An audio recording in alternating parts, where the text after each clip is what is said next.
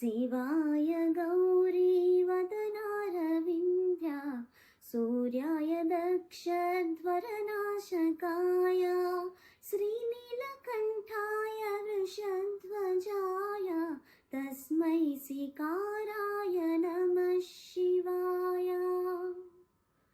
वसिष्ठकुम्भोद्भव गौतमादि मुनीन्द्रदेवार्चित शेखराय चन्द्रार्कवैश्वानरलोचनाय तस्मै वकाराय नमः शिवाय।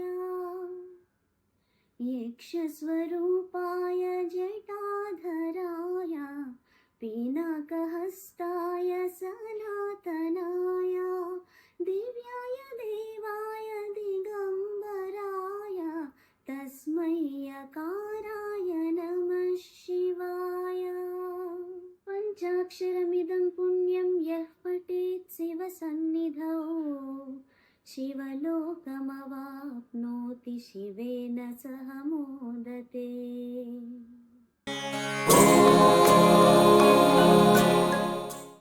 నా పాట మిమ్మల్ని అలరించినట్లయితే లైక్ చేయండి, షేర్ చేయండి, అలాగే మీ భావాలను కామెంట్లలో తెలపండి.